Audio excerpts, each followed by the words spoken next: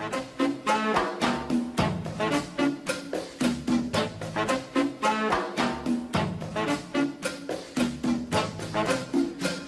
the stars out tonight? I don't know if it's cloudy or bright, 'cause I only have eyes.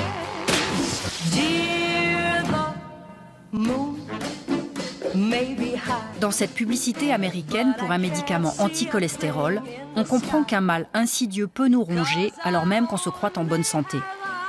Depuis 60 ans, le cholestérol est l'objet d'oppositions scientifiques féroces et de revenus industriels colossaux. Comment s'est construit le dogme d'un cholestérol coupable alors qu'il est une substance indispensable à la vie? Donc on a avec nous Sylvain Duval qui va revenir, donc qui est expert en nutrition mais expert sur ces questions de cholestérol et qui a participé au film. Et on a imaginé un questionnaire débat participatif, comme je disais tout à l'heure, un peu sur une séquence comme ce qui avait été fait au niveau de l'esprit critique niçois. Et on a appelé cette animation « Croire ou douter ». Et on voulait donc faire quatre mini-débats, 4 débats mouvants. Et donc, en fait, on va poser 4 questions, mais une après l'autre, et vous allez aller soit à droite, soit à gauche de l'amphi. On se mettra en 2 groupes. Et puis, chaque personne va essayer de défendre, de donner des arguments pour savoir la raison pour laquelle il est d'un côté ou de l'autre de la salle. Donc la première question qu'on voulait poser, c'est l'hypothèse du cholestérol est un mythe fabriqué par le lobby du sucre pour un effet de diversion frauduleuse, le sucre ayant été incriminé dès 1952 dans la mortalité cardiovasculaire aux États-Unis. Donc, on pourrait dire par exemple à gauche, les personnes qui voudraient participer à gauche descendaient pour celles qui croient cette affirmation, et pour ceux qui doutent de ça, bah, vous allez venir à droite par exemple, et puis après échange d'arguments. Oui, en fait, ça s'appelle la rivière du doute, et en fait, on peut se mettre d'un côté ou l'autre, et même parfois, on enrichit cet exercice en disant que quand il y a un argument qui vous convainc, vous pouvez changer de côté pour dire tiens, ce qu'il a dit c'est pas bête, ça me convainc, et puis faire des allers-retours entre les deux pour dire qu'au final on n'a pas une seule position, mais que le doute, le doute et croire ou douter, c'est des choses qui s'enrichissent et qui se débattent. Donc là c'est ceux qui doutent et là c'est ceux qui croient. Ceux qui doutent donc que l'hypothèse du cholestérol a été inventée par l'industrie du sucre, pour reprendre la proposition.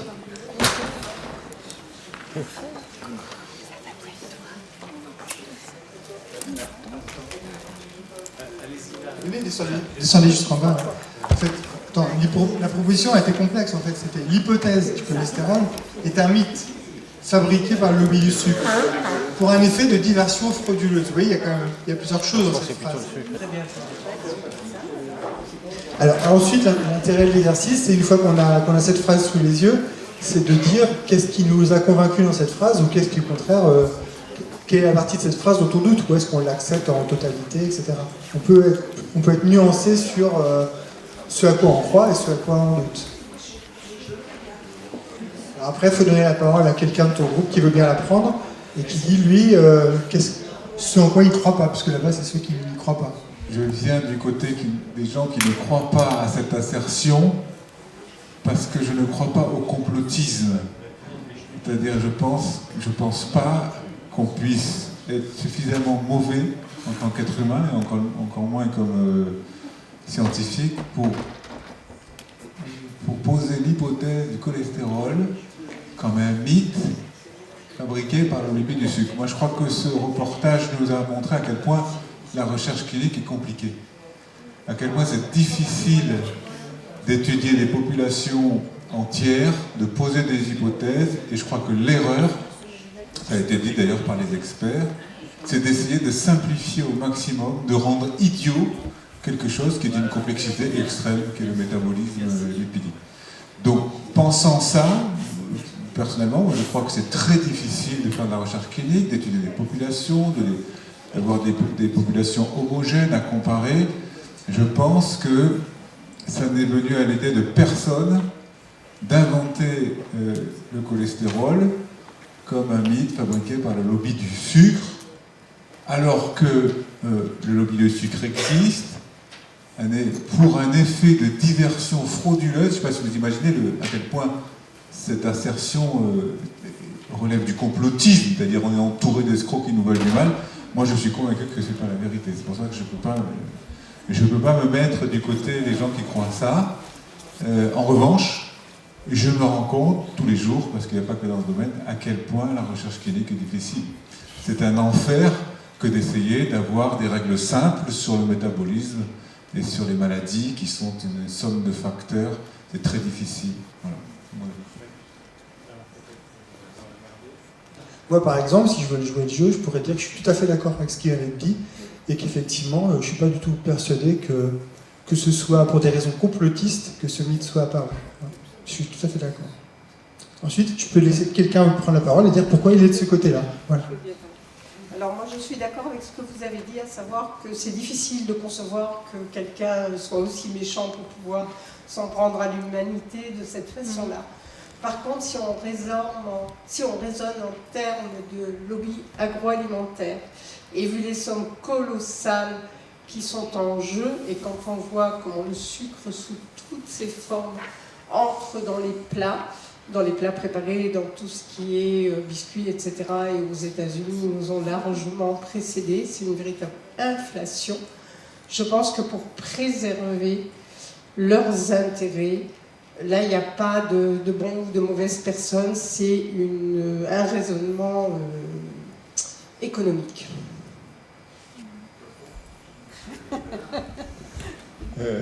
Je partage tout à fait ce que vous dites en termes de raisonnement économique des industries de l'alimentation.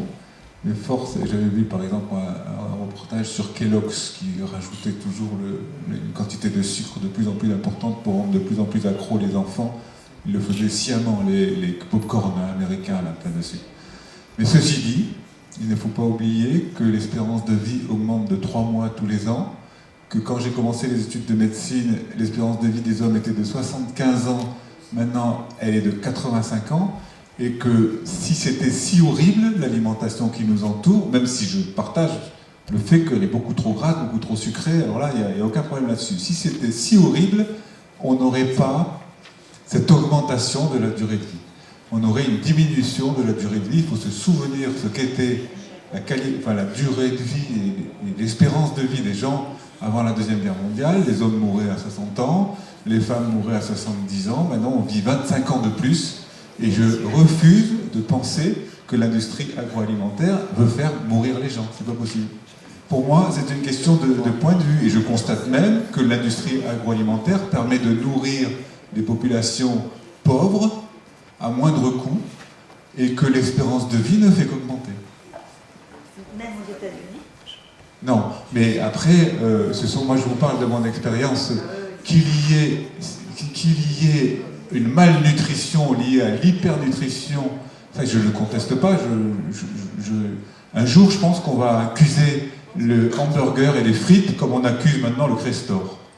Je pense qu'il y a un jour, ou les Marlboro, c'est-à-dire qu'il y a quelqu'un qui va dire le coupable, c'est le hamburger. Et peut-être qu'on aurait raison de s'occuper du hamburger plus que du Crestor. Ça, ce sont des réalités agroalimentaires, mais il ne faut pas perdre de vue qu'on vit dans des sociétés extrêmement riches où l'espérance de vie ne fait qu'augmenter. Vous n'êtes pas obligé de répondre sur ce argument, mais vous pouvez le faire aussi. Faites ce que vous voulez. On peut douter de la statistique. Très clairement et éternellement, l'INSEE est la première des trafiquantes en statistique et fait dire aux chiffres ce qu'elle veut ou ce que l'État ou les politiques veulent.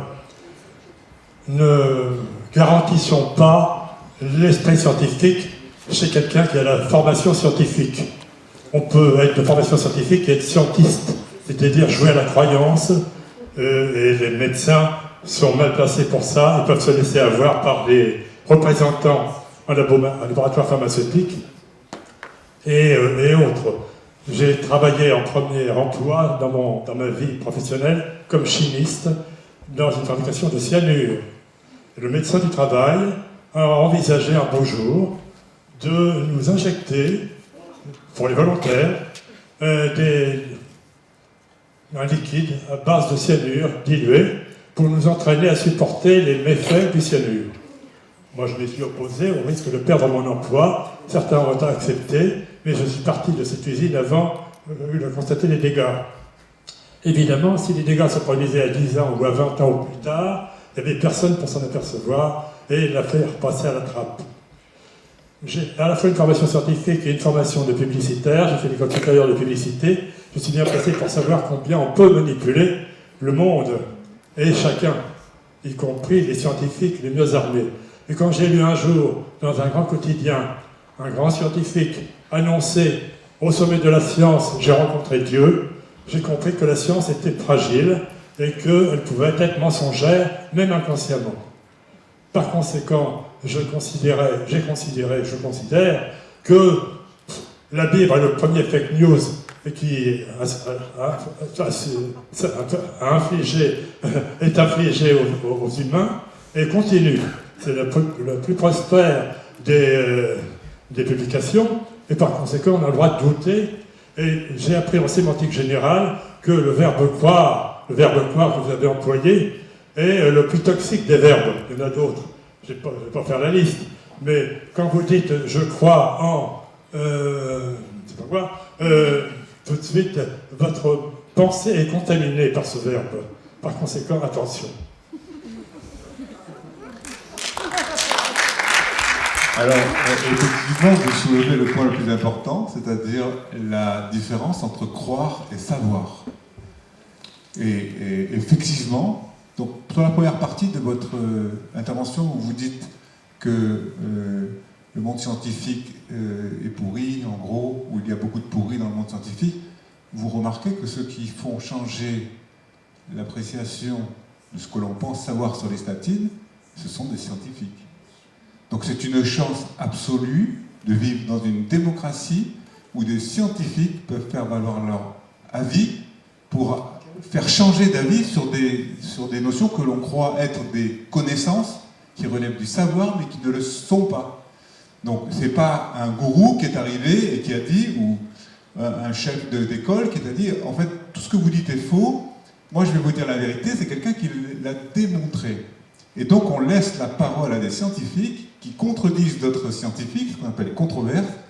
Dans tous les congrès de médecine, il y a des controverses. Il y a ceux qui sont pour quelque chose et ceux qui sont contre quelque chose. Et ça, c'est une chance folle que d'être dans un milieu où le débat scientifique est accepté et ceux qui sont des opposants peuvent faire valoir leur voix, comme pour le Crestor ou pour le truc sur qui fait maigrir, là, le Mediator.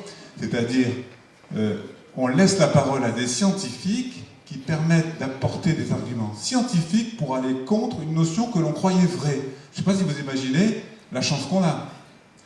Donc ça, c'est très important, parce que ceux qui ont contredit le Crestor, c'est pas vous, c'est pas nous, ce sont des scientifiques qui sont allés apporter la controverse dans le milieu scientifique, dans les congrès, qui finalement sont entendus sur des arguments scientifiques. Ça, c'est très important, parce qu'il y a une certaine forme, parce que moi, je n'aime pas du tout ni le complotisme, ni le snobisme, qui consiste à dire « moi, je vous détiens la vérité, vous n'y comprenez rien, vous êtes dans la masse des moutons, et heureusement qu'il y a des gens comme moi qui pensent différemment, je vais vous éclairer. » C'est très dangereux d'avoir cette posture. Et je pense que ce qui est très important, c'est de distinguer croire et savoir. Parce qu'ici, sur le rôle des statines dans le cholestérol, on n'est que des croyants.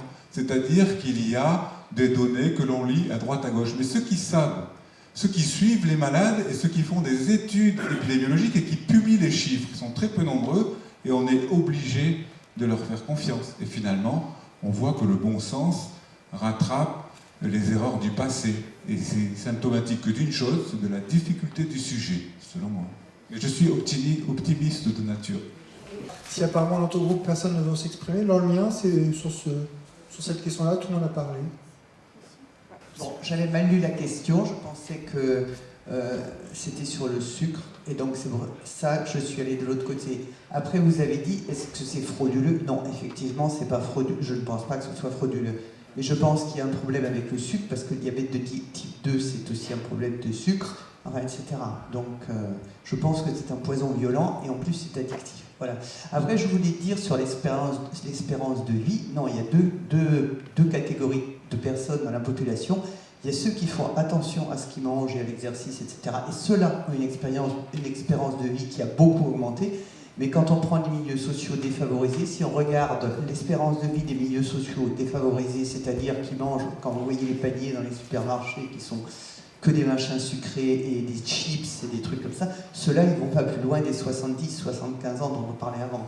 Donc c'est un leurre de dire que ça s'est amélioré. Ça s'est amélioré pour les gens qui ont des cancers, ça c'est vrai, parce que ceux-là, effectivement, ils vivent plus vieux qu'avant. Mais pour les gens qui continuent de manger n'importe comment, et en particulier des sucres, c'est ça que je voulais dire, c'est un gros poison, le sucre. Voilà. Mais je pense que c'est pas frauduleux, c'est pour ça que je suis revenu ici. J'avais mal lu la question. Je ne sais pas si moi je peux aller répondre au téléphone. Je viens de votre côté. Moi, j'avais cru voir passer que donc les scientifiques, les scientifiques qui avaient des scientifiques ont été payés par le lobby du sucre pour cacher les études qui montraient la toxicité du sucre. Peut-être. Voilà. Et donc, dans le film, c'était Stamler, justement, celui qu'on montre là, qui parlait du fromage allégé. Et c'était l'un des cardiologues qui travaillait avec Ansel Keys, qui a effectivement, on a montré qu'il avait été financé par l'industrie du sucre pour produire toutes ces études qui ont eu un effet de diversion, effectivement, pour pas que ce soit le sucre qui soit accusé, mais bien le cholestérol. Ouais, donc, dans le livre Lobotomie de Stéphane Oren, en fait, elle reprend ce type d'argument pour expliquer qu'il y a du savoir, par exemple le savoir sur la toxicité du sucre, sur les maladies cardiovasculaires, qui peut être caché par une association entre des industriels et des scientifiques. Par exemple, moi je ne pense pas que l'hypothèse du cholestérol c'est un mythe fabriqué par le lobby du sucre. Je pense que ce mythe, donc que ce dogme qui a été décrit dans le film, c'est une construction qui vient de nombreux domaines, de la cardiologie, de la biochimie, par une volonté de simplification, et qui a servi à un moment des industriels. Mais il faut savoir que les industriels de l'œuf, donc des œufs et de la viande, ont essayé de contre-attaquer. Hein. Quand on a parlé à un moment du sénateur McGovern, au moment où il a fait des recommandations de santé pour la population américaine, en fait, tous les lobbies sont venus se présenter devant le sénateur pour présenter leurs arguments. Et on peut dire que le lobby du cholestérol, il n'a pas été assez fort par rapport au lobby du sucre pour défendre finalement le cholestérol. Mais le lobby du cholestérol a été présent aussi dans les débats, il faut le savoir. De même, quand vous avez la conférence de consensus de 1986, c'est pareil, des gens qui étaient opposés au dogme qui était en construction sont venus à cette conférence, comme Michael Oliver par exemple, vous avez entendu parler dans le film, mais sa participation n'a pas été inscrite dans les débats. Il était présent, il a été invité, il a parlé, ils étaient 2, je crois, sur les 20 orateurs qui étaient opposés à ce dogme. Et au final, les livrets qui ont été distribués à la fin de la conférence étaient déjà préimprimés. C'est ce que les gens sur place avaient constaté, et donc la conclusion était déjà préinscrite en fait. Cette débat, on a dit donc en 1986, il y a eu une conférence de consensus qui a réuni tous les scientifiques de la planète, et on est sûr maintenant, on a une position scientifique sûre, le cholestérol est bien responsable des maladies cardiovasculaires. Voilà. C'est ce qui est sorti de cette année-là. Je veux poser une question.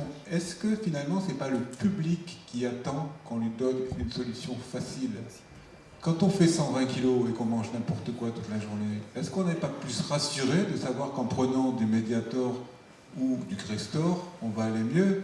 C'est plus facile de la part du patient potentiel plutôt que de dire je me lève à 6h du matin, je fais 30 minutes de course, je vais acheter des légumes au marché, je ne vais pas dans le supermarché.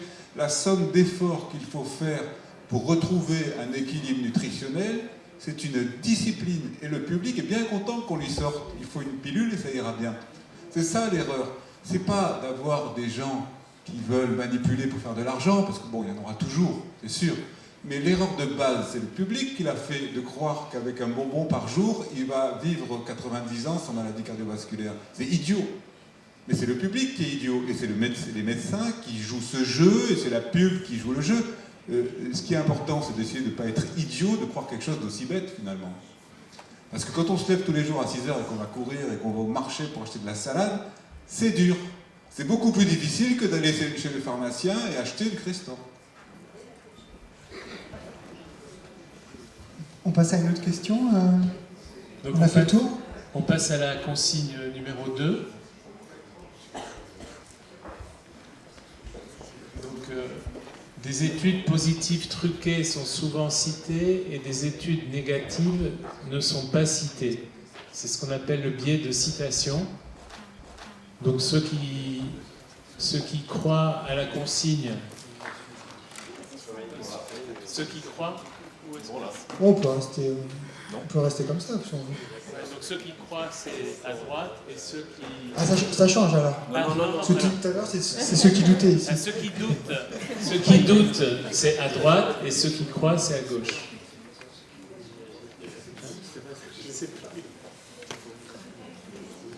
Bon, je peux commencer si vous voulez par m'exprimer, parce qu'en fait, moi, cette phrase-là, j'ai plus de difficultés que vous à y croire ou ne pas y croire, parce qu'en fait, pour moi, c'est un fait.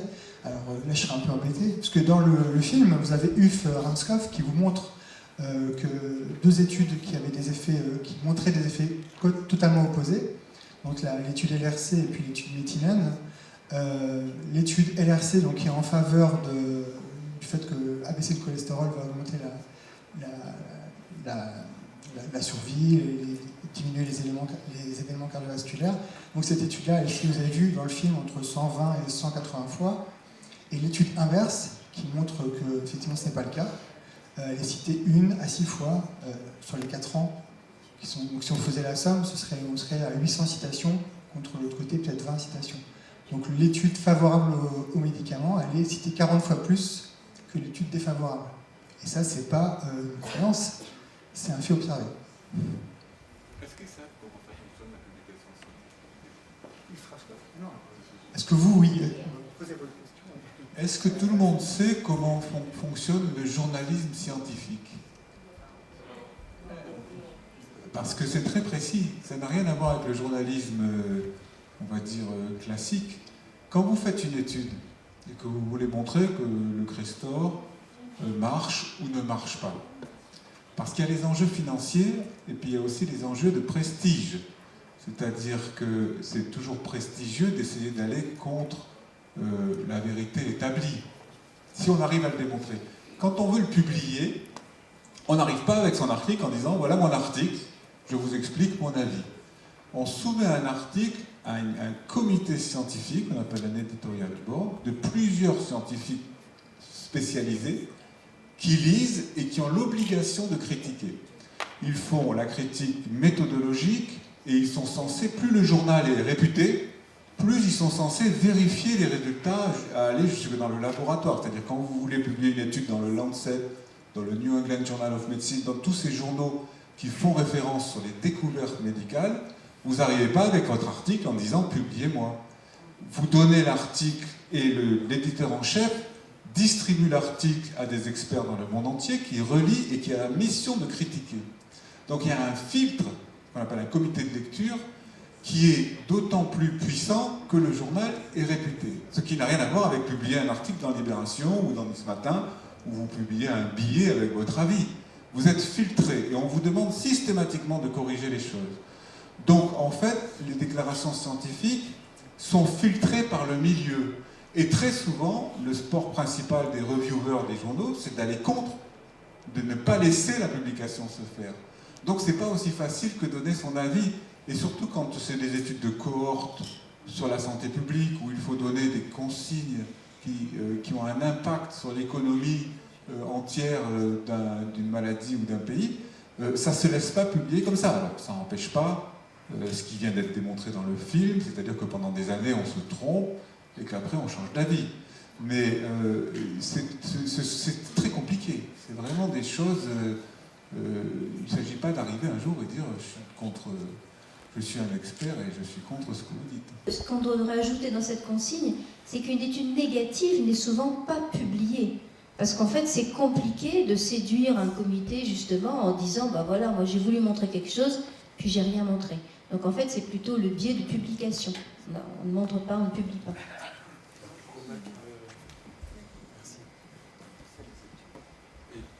Bonjour. Donc moi, je me suis mis de ce côté-là. Je rejoins l'avis de M. Duval par rapport à avant. Et même moi, je me serais même mis derrière la porte, parce que c'est même pas à y croire. Et on voit, il y a des beaux papiers qui sortent. Par exemple, étant en psychiatrie, moi j'ai le souvenir d'une animation qui a été faite notamment pour les études des antidépresseurs et qui montrait les études publiées positives et négatives et celles qui n'étaient pas publiées. Et des fois, sur certaines molécules, ça renversait totalement l'efficacité. Donc c'est pour ça que moi je me suis notamment mis de ce côté par rapport à ces cas-là qu'on peut retrouver aussi dans d'autres domaines qui me sont moins proches, mais que j'ai vu circuler aussi. En cancérologie, les études négatives sont quand même souvent publiées. C'est-à-dire quand on essaye un traitement contre un cancer avancé et qu'il ne marche pas, on le publie. Et c'est embêtant, mais on le publie, c'est important.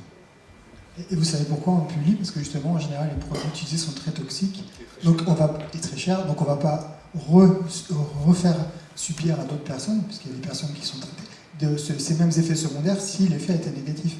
Et ça a même été montré qu'il y avait parfois, quand des études ne sont pas publiées, justement, on peut faire 10 ans plus tard la même étude avec la même toxicité. C'est arrivé il n'y a pas très longtemps ce cas-là, une étude qui avait été très très toxique sur des gens qui avaient des symptômes énormes. Et en fait, en cherchant la littérature, on s'est rendu compte que cette étude-là, elle existait dans un tout petit journal qui n'avait eu aucun impact, dont personne n'avait fait connaissance, et qu'elle avait déjà été faite. On avait déjà testé cette molécule très toxique. Et si on l'avait su, on ne l'aurait pas refait en termes de reproductibilité des expériences. Je suis désolé, je ne voudrais pas monopoliser la parole. En face, peut-être. Moi, là-dessus, je voulais bien intervenir parce que, bon, je suis chercheur, mais je ne suis pas médecin, c'est de la science fondamentale. C'est peut-être un peu différent, mais à mon avis, ça montre un peu le mécanisme et le fait, pour moi, il n'y a pas besoin de préméditation, que les choses se font toutes seules. Et après, par rapport à la question précédente, et après, il y a évidemment des lobbies qui se mettent, des gens qui mettent des intérêts sur certains résultats. Mais la science, c'est pas quelque chose qui, comme vous disiez au niveau des publications, mais même avant cela, il y a des meetings, il y a des endroits où on va parler pour communiquer ces résultats. Et là, on n'arrive pas d'un coup tout seul à la vérité, ou si on n'y arrive jamais d'ailleurs, un résultat scientifique n'est jamais à 100% démontré. Tous les dogmes, ce qu'on appelle des dogmes scientifiques, sont là pour être brisés à partir d'un moment ou un autre. Donc ça ne veut pas dire que toute la médecine doit se casser la figure, ça, moi je parle de la science fondamentale. Mais ça veut dire qu'il y a un long moment avant que quelque chose soit plus ou moins accepté par la communauté scientifique, qu'elle fasse consensus. Il y a un long moment d'incertitude, de doute, où les choses balancent d'un côté à l'autre, à droite, à gauche. Et moi, je me disais à l'époque où je travaillais, j'étais chercheur, alors évidemment, pour lier ça à la question, on se fait son idée sur ses propres résultats, on fait une histoire qu'on va essayer de publier, et après on cherche dans la littérature ce qui soutient, enfin en principe on a déjà regardé ça un peu avant, mais ce qui soutient ou ce qui ne soutient pas votre idée. Et évidemment, pour la faire passer, on va sélectionner là-dedans les choses qui soutiennent votre idée et mettre de côté celles qui ne soutiennent pas. Donc ça, c'est un procédé tout à fait naturel. Le truc qui me gêne, c'est positif truqué. Malheureusement, on voit de plus en plus de scandales et de fraudes scientifiques, ça c'est sûr, mais même sans cela, vous pouvez publier 2 articles complètement opposés, et souvent vous trouverez en allant suffisamment loin dans la littérature, suffisamment de références pour une chose ou pour son contraire, finalement. C'est comme ça que la science fonctionne. Donc on arrive à un consensus, et certainement, à partir d'un moment où il y a quelque chose d'intéressant pour la médecine et pour les industries, là, il peut y avoir, en effet, le grappin qui est mis dessus. Enfin voilà, je ne sais pas si c'était clair, mais c'est ce que je voulais dire pour ça. Après, il faut différencier la recherche qui est faite dans les universités et la recherche pharmaceutique. Le problème de la recherche pharmaceutique, c'est qu'elle est financée par les labos. Je ne pense pas qu'il y ait beaucoup de recherche de l'État en France. Et donc forcément, les études qu'ils font, ils publient les positives, ils ne vont pas publier les négatives. Moi, je suis pharmacienne, donc je connais un peu le problème, puisque j'ai travaillé aussi à la pharmacie de l'hôpital. Souvent, on biaise un peu les effets secondaires, parce que sans ça, les gens, plutôt si on leur disait vous prenez un antihypertenseur, vous prenez un médiator, ça va vous bousiller quelque part la santé, je pense qu'ils ne les prendraient peut-être pas, mais on ne lit jamais. Et déjà, quand maintenant on a obligé que ce soit écrit sur les fiches qu'il y a à l'intérieur des petites boîtes, bon, heureusement les gens ne lisent pas, mais on dit oh là là, on va les affoler, etc. Donc le problème aussi, c'est ce problème du financement de la recherche. Je crois que Robin veut réagir. Alors, bon, je suis d'accord avec cette phrase, mais je ne suis pas du tout d'accord avec ce que vous avez dit. Donc je ne sais pas où il faut que je me situe. Déjà, il y a pas mal de chercheurs qui analysent les recherches, et on voit que... Alors, d'abord, les recherches est aussi publique, et on voit qu'il y a eu beaucoup de tractations d'articles pour des courses à des nominations, à des publications. Donc je ne pense pas que, malheureusement, l'industrie médicale ait que cette primeur-là, et il peut y en avoir aussi beaucoup dans les recherches publiques. Donc moi, je ne suis pas d'accord par rapport à ça. Et par rapport à l'information du patient, je pense que ce message peut être assez dangereux quand même envers les patients, et je pense qu'il y a un besoin d'alliance thérapeutique et de confiance entre les soignants et les patients, et je ne pense pas que le mensonge soit quelque chose qui peut permettre cette confiance, et notamment dans l'information libre, claire et éclairée des patients, qui peut avoir des effets un petit peu retors dans certains cas, mais qui, dans la majorité des cas, est important. Et moi, je n'imagine pas prescrire un médicament à un patient sans l'informer des signes, et dans quel cas il doit revenir, et dans quel cas qu'on peut l'adapter. Et donc, je pense que ces présupposés-là peuvent être délétères, même si ça permet au premier plan de mettre en valeur certaines tensions dans la discussion qu'il peut y avoir, et je pense que c'est assez dangereux. Voilà. C'est dans le domaine de la cancérologie que je connais mieux, parce que je ne connais pas très bien Je peux vous affirmer qu'actuellement, l'industrie pharmaceutique finance 90% de la recherche en cancérologie, c'est vrai, que les résultats négatifs sont publiés, c'est-à-dire que quand un médicament dans lequel on a eu de l'espoir, on n'a pas les résultats attendus, on le publie quand même pour les raisons qu'on a évoquées, de façon à ne pas réexposer les malades à de nouvelles toxicités, mais qu'on prescrit même de façon anormale des chimiothérapies, par exemple, à des patients dont on sait que le pronostic est désespéré. Il arrive tous les jours dans l'hôpital qu'on soigne des patients en les traitant pour des cancers avancés et pour lesquels on sait que les chances d'amélioration sont très faibles. On sait même que ça risque de les aggraver, ça peut les fatiguer plus que de les traiter, et on le fait patiemment, parce que souvent il y a une demande des patients, c'est un peu comme la demande du public qui préfère manger sa pilule plutôt que d'aller courir. Il y a une demande des patients de ne pas être abandonnés par la médecine, on va dire. Ils préfèrent avoir un traitement, même s'ils savent très bien qu'ils ne vont pas guérir. Et c'est grâce à cette économie-là et cette consommation de médicaments qu'on peut juger peut-être inappropriée que la recherche peut se faire. Et on observe régulièrement, année après année, des progrès. C'est comme ça qu'il y a des nouveaux médicaments. C'est comme ça que pour la première fois depuis 20 ans, dans le cancer du pancréas, on a 15% d'amélioration de survie avec un certain médicament qu'on n'avait jamais vu avant. C'est grâce à toute cette économie de la recherche mélanger entre le public et le privé où il y a un équilibre que l'on peut faire des progrès en médecine.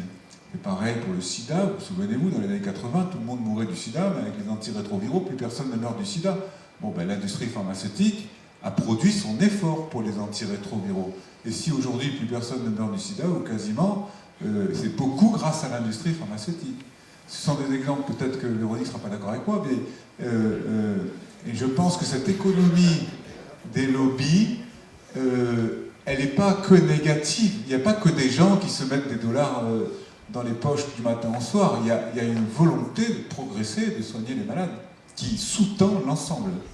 Alors pour le sida, je suis tout à fait d'accord avec toi. Mais je voudrais quand même faire part de quelque chose que je connais quand même pas mal, qui est la résistance aux antibiotiques. Et là, je ne suis pas du tout d'accord. Parce que ce qui se passe aujourd'hui, c'est que nos antibiotiques, ils sont fabriqués à notre demande des Français. Vous savez qu'on est des très gros consommateurs d'antibiotiques, ils demandent un peu tout le temps, dans des endroits comme la Chine ou l'Inde, où il y a zéro réglementation environnementale. Zéro. Donc dans ces pays-là, il y a dans les émonctoires des usines des concentrations d'antibiotiques hallucinantes, 100 ou 1000 fois plus les concentrations qu'il y a dans le sang d'un patient traité dans les rivières. Et d'où vient aujourd'hui la résistance aux antibiotiques véhiculée à l'échelle mondiale? Elle vient des pays comme la Chine et l'Inde. Donc il faut vraiment se rendre compte qu'il y a aussi parfois, et je pense que vraiment dans l'antibiothérapie, c'est quelque chose qui nous saute à la figure depuis très peu de temps, on s'en rend compte que depuis très peu de temps. L'Organisation mondiale de la santé s'intéresse à la résistance antibiotique depuis 2016. Donc tu vois, c'est vraiment quelque chose de récent. Mais la réalité de terrain, c'est ça. C'est-à-dire qu'aujourd'hui, on est envahi à cause de ce qui se passe dans l'industrie pharmaceutique, notamment dans la gestion des génériques. Et je voulais juste dire sur une chose qui me plaît pas trop dans cette phrase, c'est le mot truqué, parce qu'en fait le mot truqué il est compris comme une fraude et intentionnelle. En réalité maintenant on parle plus en statistique d'embellissement. C'est-à-dire que là vous avez un article dans la dernière revue là, de Sciences et Pseudosciences qui est publié par la FIS. Vous avez un article de, je crois que c'est Hervé Maisonneuve, et il explique très bien ce que c'est que l'embellissement statistique. Et il montre qu'en fait, dans les études, donc c'est un questionnaire anonyme pour pas que les statisticiens répondent s'ils avaient eux-mêmes participé ou pas à ça, que c'est quelque chose d'assez fréquent. Voilà, vous pourrez lire cet article si vous voulez. Il ne faut pas croire que c'est quelque chose de très rare. En fait, c'est l'embellissement des statistiques, c'est même quelque chose de trop fréquent. Ce qui explique aussi pourquoi on a un déficit de reproductibilité des études. C'est-à-dire que malgré les précautions qui ont été prises, et que le doyen a expliqué, on ne peut pas forcément refaire les études. Une fois qu'on a le protocole, on essaie de refaire la même étude, on n'y arrive pas. Pourquoi? Parce qu'en fait, il y a eu un embellissement qui n'a pas été montré évidemment dans la parution. Et ce que je voulais dire aussi, c'est que dans le livre de Stéphane Aurel, puisque après tout on en a quand même pas mal parlé, elle parle énormément de la science et du peer review, ce qui a été décrit par le doyen, donc du fait que ce soit des pairs qui observent le travail scientifique pour voir s'il est validé ou pas. Et elle explique que l'industrie en fait a carrément créé ses propres revues pour faciliter son travail de publication. Et elle montre aussi que la recherche, quand elle est financée par les industriels, n'est pas de la recherche. Pourquoi? Parce qu'en fait, ça ne concourt pas à l'avancée de la science, puisque les données sont sous secret industriel. Les données ne sont pas publiques, elles appartiennent aux industriels et ces données ne sont pas divulguées. Il n'y a que quand certains chercheurs, par exemple les chercheurs d'Oxford, le CTSU, font des demandes aux industriels pour avoir accès à ces données pour faire des méta-analyses, qu'ils y ont accès de manière partielle et temporaire. Donc ces données-là n'appartiennent pas à l'humanité, elles appartiennent que à l'entreprise qui a sponsorisé l'essai. Et donc, dans le cas des statines, là par contre je ne parle plus du tout de la cancérologie, dans le cas des statines, sur les 37 essais majeurs, c'est 35 essais sur 37 qui ont été sponsorisés par l'industrie, et les données de ces études-là ne sont pas publiques, ne nous appartiennent pas. Donc selon Stéphane Aurel, il n'est pas pareil, évidemment, et selon de nombreux penseurs, cette recherche sponsorisée par l'industrie n'est pas de la recherche fondamentale, n'est pas de la recherche publique, le résultat de cette recherche ne fait pas avancer l'humanité vers le savoir, en fait. Donc c'est aussi pour ça voilà, que je voulais moduler cette phrase sur le mot truqué. On pourrait croire que c'est de la fraude. Non, non, les scientifiques ne sont pas là pour frauder, mais ils sont là pour publier. Donc s'ils peuvent, en bougeant une petite virgule, un petit chiffre, ils ont l'impression que c'est rien du tout, que c'est un embellissement, voilà, ils ont juste un petit peu fait un petit effet cosmétique, et que ça permet la publication plus facile de leur étude. Et un mot pour compléter, dans la recherche publique, on peut passer des thèses de recherche à huis clos quand on pense qu'il y a un enjeu financier potentiel. Imaginons que dans un laboratoire public de la faculté de médecine, ça arrive assez souvent, on trouve un médicament qu'on pense être miraculeux, et bien on peut faire une thèse avec un jury sans aucune publicité parce qu'on sait que derrière il y a des enjeux financiers. Donc pour moi, c'est pas un monde de méchants, le monde du privé, de l'industrie, et un monde de gentils, le monde du public financé par l'impôt. C'est pas du tout comme ça que ça se passe. Il y a un effort, c'est mon avis, il y a un effort global de volonté de progrès. Il y a des organismes de régulation qui fonctionnent plus ou moins. La régulation dans le monde scientifique, la régulation réglementaire, et puis parfois on s'aperçoit qu'on s'est trompé, et ce que disait monsieur chercheur tout à l'heure est très important. L'objet même de la science, c'est d'avoir on va dire des vérités ou des dogmes qui soient contestés. C'est la définition même de la science. C'est-à-dire d'être d'accord et puis après de ne plus être d'accord. Sinon, c'est plus de la science, c'est de la croyance, c'est de la religion. Donc, par définition, un scientifique doute, et moi, j'aime pas trop ta phrase, Jean-Michel, croire ou douter. La question, c'est savoir et douter pour savoir. Le mot de croyance, à mon avis, doit être enlevé de tout débat de ce type-là. Parce qu'on rentre dans le monde des dogmes et on va dire de la religion au sens large, hein, pas que théologique, mais le but, le devoir de l'université, c'est de douter pour savoir. Et le mot croyance doit effectivement être éliminé. Proposition 3.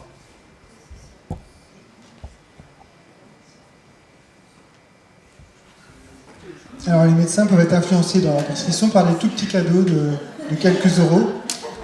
Est-ce que vous y croyez ou est-ce que ça vous paraît incroyable? Moi, je suis infirmière libérale et j'ai le droit de prescrire des pansements. Quand je vais au congrès plaies et cicatrisation, tous les fabricants ont évidemment tous leurs pansements en démonstration, qui nous collent sur les mains, etc., pour voir que celui-ci est toujours mieux que celui d'à côté, ça c'est un détail. Et on repart avec un petit sac, avec un échantillonnage de pansements, un ordonnancier, un stylo. L'ordonnancier est très intéressant parce qu'en fait, il y a tous les formats de pansements avec les tailles, le nombre par boîte. Donc si on n'a pas envie de se casser la tête, on regarde tout simplement ce qui est marqué et d'office on prescrit le pansement de l'ordonnancier. Après, on n'est pas obligé de le faire. Mais on peut être influencé. Est-ce que vous le faites, vous? Non. Alors, il faut venir de notre côté. Non, alors je ne le fais pas. Non, mais je ne le fais pas parce qu'en fait, moi, je fais... Vous pensez que ça peut C'est moins de 10 euros. Je ne sais pas combien ça coûte un stylo, un ordonnancier ou un stylo, mais c'est petit, quoi. C'est moins de 10 euros. Et la solution pour ne pas se laisser... Enfin, la solution. Moi, je prescris les pansements parce que je sais que tel pansement va convenir à telle plaie et donc je peux prescrire indifféremment telle ou telle marque, c'est pas mon souci. Et c'est surtout que je fais mes ordonnances avec l'ordinateur, donc là, je n'ai pas la liste sous les yeux. Il y a des logiciels pour ça maintenant. Oui, mais on peut faire avec ou sans l'assistant, et moi je fais sans. Parce que je sais ce que je veux en fait. Voilà. C'est juste que je comprends cette phrase, je pourrais être d'accord, mais d'une, en pratique, moi j'ai jamais eu de cadeau qui atteigne 10 euros. Et de deux... Vous êtes médecin ? Je suis généraliste, pas encore thésée. Et du coup, je pense aussi qu'il y a un libre arbitre qui se joue très souvent là, heureusement. On n'est pas tous soumis à la communication, au packaging et au marketing, heureusement. Voilà. Alors moi je suis d'accord avec cette phrase et même j'aurais tendance à dire que c'est pas la somme qui compte dans ça et même il y a pas mal d'études qui ont été bien montrées et c'est ce que font les laboratoires en pratique, que les prises de contact c'est pas les plus grosses sommes qui rentrent en jeu. Il y a des prises de contact de partout, que ce soit dans les congrès, on va dire un laboratoire qui a un stand à un congrès, on passe forcément devant, il ne donne pas forcément de l'argent, il donne peut-être des stylos, des bonbons, ça marche très bien, tout ce qui est alimentaire, et ils le font et ils en usent et en abusent, et c'est des choses qui rentrent en compte. Il y a plein de subterfuges et on voit très bien que ces moyens-là sont encore présents et il y a eu pas mal d'études par rapport aux visites, par exemple médicales, d'avoir un visiteur médical qui passe, que ce soit à l'hôpital malheureusement ou ailleurs, s'il continue, c'est qu'ils ne sont pas débiles, c'est économique. S'ils le font, c'est qu'ils en récupèrent un retour. Et d'ailleurs, c'est présent de partout. Et malheureusement, il y a quelques actions qui sont faites pour essayer de diminuer ou de sensibiliser sur ça, qui sont encore assez peu respectées. Mais il y a tout à y gagner. Il ne faut pas oublier que ce sont des entreprises, donc il y a un point de vue économique, ils vont pas, si ça ne rapporte pas d'argent, ils ne vont pas le faire. Payer des employés pour faire ça, ça coûte très cher. Donc il y a un intérêt derrière. Mais qu'il y ait une pression stratégique de l'industrie quotidienne à l'hôpital, ils viennent, les représentants médicaux, ils font des cadeaux, comme tu dis. On peut les refuser. Non, je veux dire, ils donnent des bonbons, ils donnent des croissants, ils organisent des déjeuners, tout ça. Il y a une pression économique permanente. Mais elle est logique, cette pression. Et par contre, parce qu'il y a une économie de la santé qui est monstrueuse. Donc les gens sont en rivalité, et Lavalgan qui va aller, ils ont leurs rivaux. Non, mais la question c'est, est-ce que, en particulier dans les universités, les hôpitaux, les responsables sont sensibles à ça? Vous parliez des pansements. Effectivement, toutes les boîtes de pansements viennent nous essayer de nous faire vendre leurs pansements. Moi, je suis responsable des urgences chirurgicales, donc on fait beaucoup de prescriptions de pansements. On fait bien attention à ne jamais préférer une marque par rapport à l'autre, justement pour ne pas être sous la coupe de ces industries. Et on éduque les étudiants, d'ailleurs qui n'ont pas besoin d'être éduqués sur ce sujet, parce qu'ils en font la critique tout seuls, de ne pas être sensibles. On constate qu'il y a une guerre économique entre les industries, mais bon, on ne peut pas l'éradiquer d'un revers de la main, elle existe, elle fait vivre l'économie, à nous de ne pas être influencés, et je pense que dans les universités, là où on apprend aux étudiants à soigner, il faut bien leur dire à quel point c'est important d'être indépendant, mais on peut rien faire. Et du coup, ça illustre exactement cette phrase-là. Là, ce que vous avez parlé, c'est plus des choses qui sont une valeur économique faible, des gâteaux, des choses comme ça, et pas des voyages à l'autre bout du monde. Donc moi, je pense que ça renforce encore cette proposition, et je pense que c'est une très bonne raison pour venir de notre côté. Et si on pousse ce raisonnement, si on voit qu'il y a un problème, pourquoi continuer à les recevoir alors que les médecins, les équipes sont sous-effectifs, on a peu de temps avec les patients, on voit qu'il y a un problème et on continue à les recevoir. Et ça pose le message que l'on donne aussi aux patients. Par courtoisie, il faut bien, ils bouffent aussi, ils ont leur métier, ils sont employés. Je veux dire, l'économie privée de la santé, ça existe, tu veux tous les mettre au chômage et qu'ils fassent autre chose. Je veux dire, c'est une réalité, mais on n'est pas forcé d'être influencé par ça. Ça pourrait donner plus d'argent à la recherche. Ça pourrait donner plus d'argent à la recherche. Oui, non mais attends, mais tu mettrais beaucoup de gens au chômage si tu enlevais tous les commerciaux de l'industrie pharmaceutique. Oui, mais ça c'est raisonné. Leur métier est respectable. Ça c'est raisonné symptomatiquement et pas à la base du problème. Et moi, dans les cours d'anatomie que j'ai eu il y a quelques années, on me disait qu'il faut voir pour régler le problème, c'est pas agir de manière symptomatique. Ça a quand même été vraiment régulé.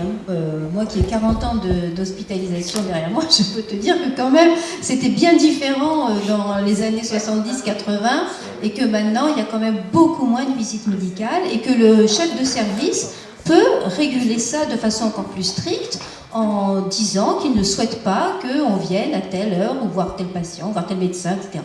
Et moi, c'est simplement dans le libellé de la phrase, c'était simplement pour reposer le côté financier, petit cadeau, 10 à 20 euros. Je pense vraiment que ça influence pas.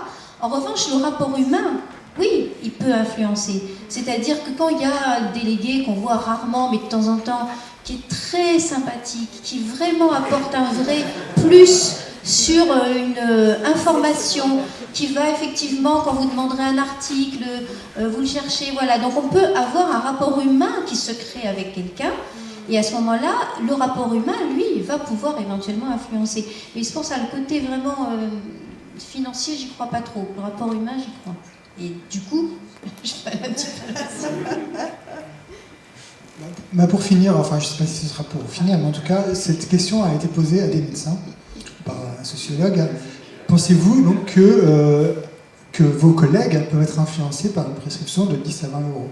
Et 74% des médecins répondent non. Non, mes collègues... répondent oui, mes collègues peuvent être influencés par une prescription de 10 à 20 euros. Ensuite, on repose la question, mais pensez-vous que vous pouvez être influencé par une prescription? Et là, le pourcentage tombe à 30%.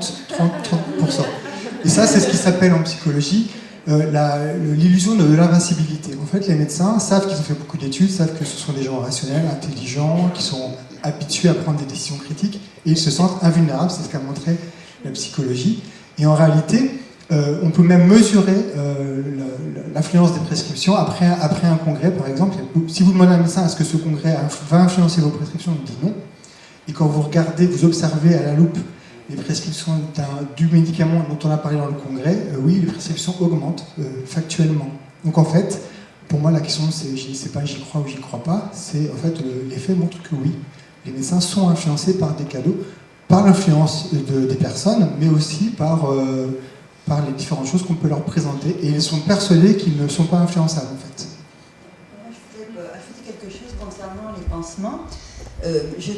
Je me demandais qu'est-ce qui fait que lorsqu'il y a une plaie cavitaire, je suis infirmière libérale, et quand il y a une plaie cavitaire, on prescrit toujours l'algostéryl du laboratoire Brotier, et que les autres mèches ne sont pas prescrites. Ça pourrait être une autre question. Enfin, moi je crois qu'on essaye de prescrire un peu tout, un coup de... Puis après on a notre expérience personnelle qui se fait, on a l'impression que ça marche un peu mieux, qu'un produit marche un peu mieux qu'un autre, mais on a tout essayé, et après bon, moi ça fait... C'est plus moi qui m'occupe des ordonnances, mais... C'est vrai qu'on voit que cet alginate prescrit. Quasi dans toutes les plaies cavitaires, alors qu'il y a plein d'autres laboratoires qui font des mèches d'excellente qualité, mais on voit que les laboratoires Brotier qui est français. Bon, ça, c'est bien. Non, mais il y a Urgo aussi, enfin, il y a plein de labos. Juste demander à Sylvain si tu peux nous reparler du concept de gratitude par rapport à ça. Oui, le concept de gratitude, en fait, c'est quand quelqu'un vous rend un service ou vous offre quelque chose, quelle que soit finalement sa valeur, vous vous sentez endetté envers cette personne, vous avez envie de lui rendre l'appareil. Et donc, dans le livre de Stéphane Aurel, elle montre plusieurs travaux de sociologie et de psychologie qui montrent qu'en fait, ce trait humain fait que dès que quelqu'un vient vous rendre service, vous informe, est sympathique avec vous, vous avez une tendance après à lui rendre l'appareil, soit en prescrivant son produit, soit en lui rendant l'appareil à un moment ou à un autre, en fait. Et donc, il n'y a pas de seuil de valeur, que ce soit un cadeau à 5 000 euros ou à 1 euro. Dans les deux cas, on peut se sentir redevable. Et évidemment, on n'a pas tous le même degré de sensibilité à cette caractéristique humaine, en fait. Alors juste, là, je vois maintenant qu'elle est assez compliquée comme consigne, parce qu'il y a beaucoup d'éléments de réponse. Donc il faut connaître son taux de cholestérol et traiter l'augmentation de son taux par rapport à la norme par des statines toute la vie pour être en bonne santé. Donc ceux qui croient à ça, vous restez là, et ceux qui doutent...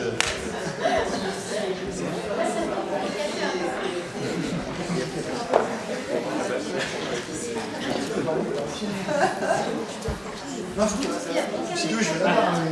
Ah oui, nous on est animateurs. Ah d'accord, moi je reste là-bas. Je suis avec vous. Là, c'est pas mon avis, je suis juste là en tant qu'animateur. Si auparavant on avait vu un documentaire qui affirmait cette consigne, peut-être qu'on serait tous là-bas. De ce fait, on est ici. Et, au vu de ce qu'ont dit les cardiologues et puis également les gens qui étaient spécialistes en nutrition, effectivement, cette phrase elle est contestable.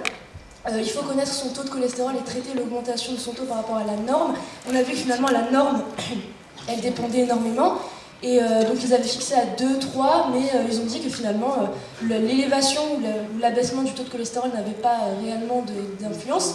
Par des statines, encore une fois, les statines, toute la vie, là ils avaient dit que c'était quand même assez excessif. Par exemple, la femme dans le documentaire qui est venue pour être traitée toute la vie, c'est tout le reste de sa vie, c'est-à-dire pendant 45 ans par des statines, ça fait quand même beaucoup.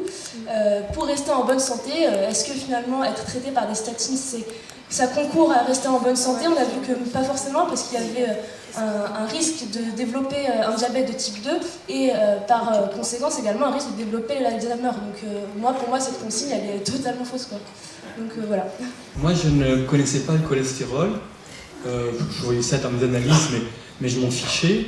Et puis j'ai eu 4 pontages. Et à sortir de ça, on m'a brandi les statines en disant « Monsieur, vous en prenez ou vous mourrez ».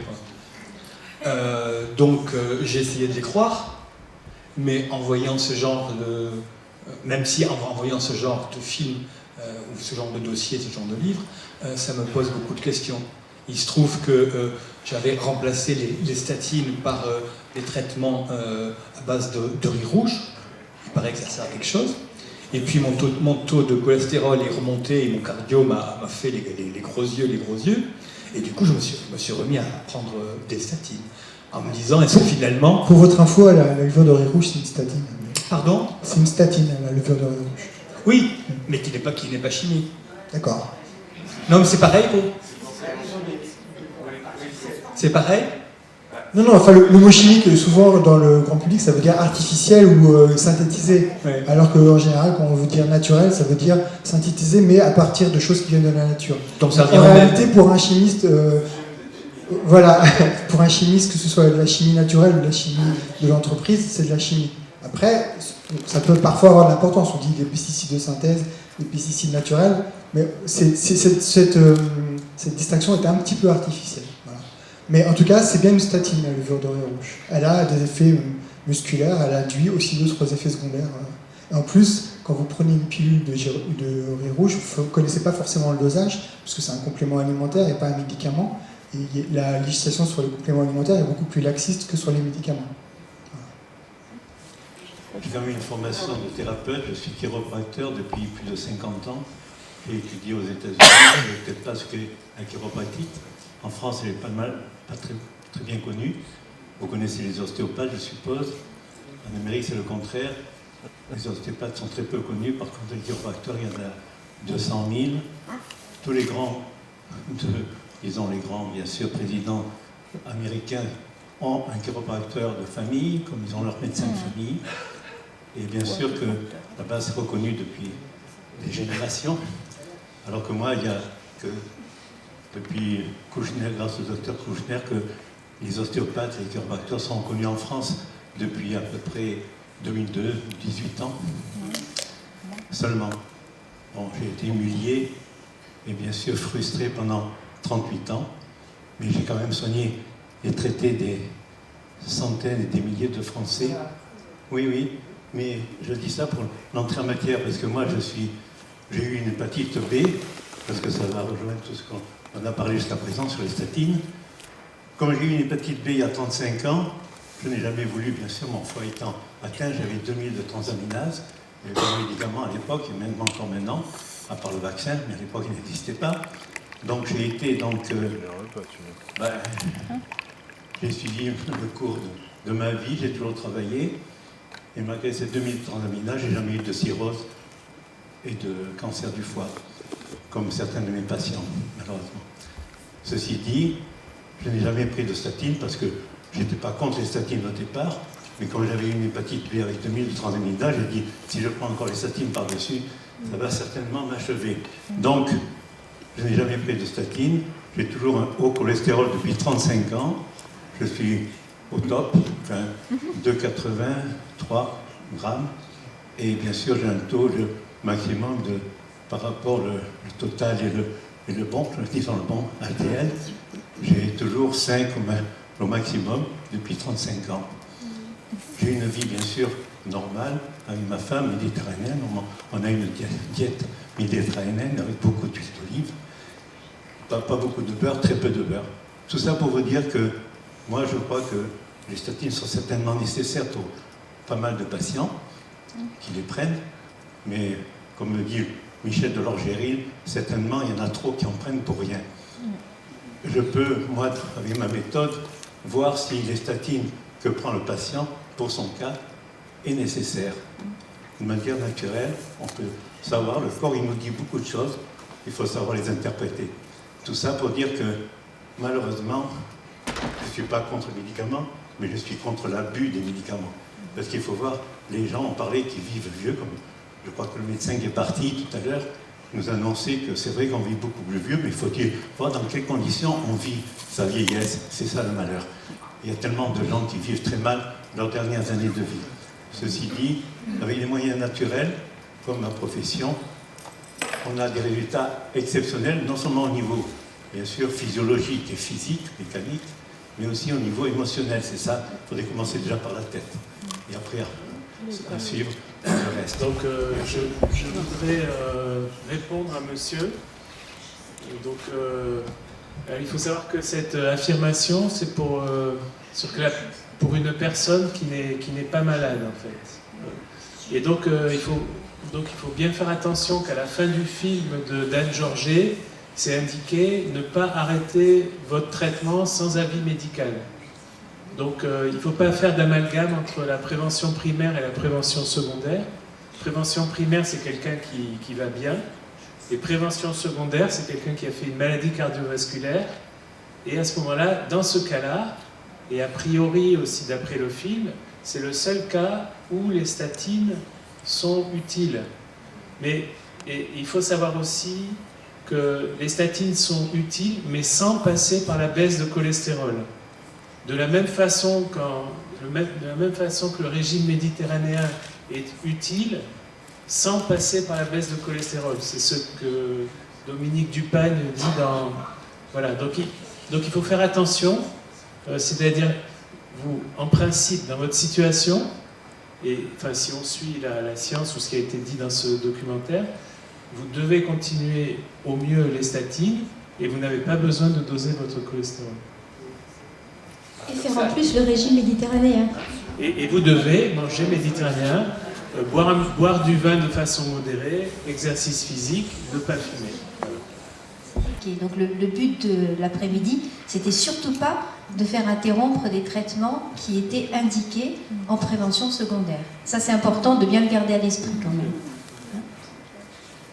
Et je voulais aussi ajouter le fait que quand on dit les statines, vous avez vu que c'est un tout petit peu plus compliqué que ça, puisque Dominique Dupagne il explique qu'il y a la simvastatine, la pravastatine. Quand on veut prendre le Crestor, c'est la rosuvastatine. Ils n'ont pas parlé de Taor, mais ils ont parlé de Lipitor, c'est l'équivalent du Taor dans les pays anglo-saxons, qui est l'atorvastatine. Et vous en avez d'autres encore. Il y en a même une qui a été arrêtée en 2001 parce qu'elle provoquait des rhabdomyolyses, c'est-à-dire en fait des insuffisances rénales graves après destruction des protéines des muscles. Donc celle-là, elle a été arrêtée, c'était l'une des plus fortes. Donc en fait, le monde des statines est plus complexe que ça. C'est pas, quand on dit les statines, c'est un peu plus compliqué que ça. Elles n'ont pas toutes les mêmes AMM. Regardez sur le site de la HAS.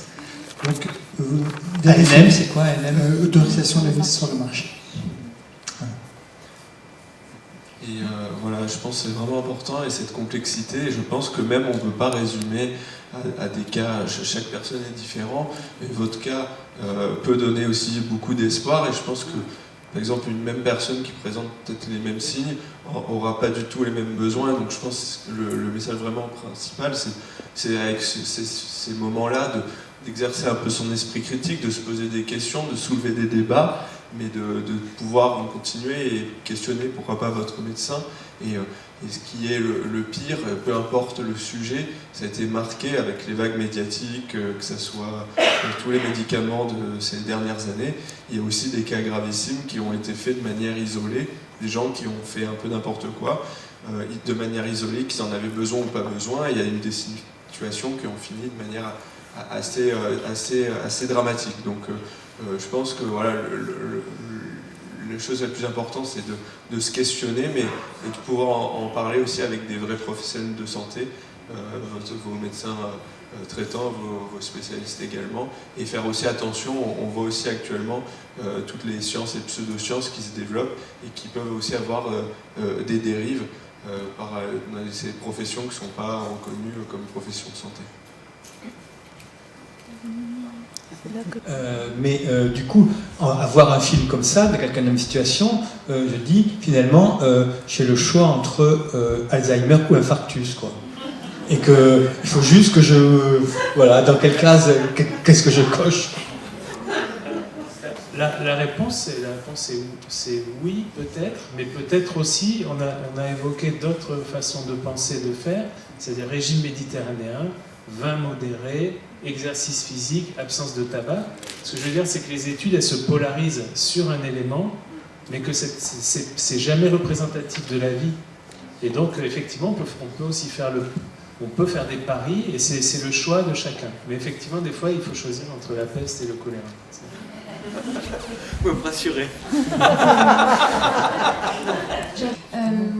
Tout ce les préceptes qu'on nous a transmis pendant nos études aussi, qu'on ne traite pas des imageries ni des chiffres, on traite des êtres humains, et que même quand un traitement est validé par plusieurs entités et qu'il est efficace, parfois on est obligé d'arrêter un traitement parce qu'il a trop d'effets secondaires chez tel patient.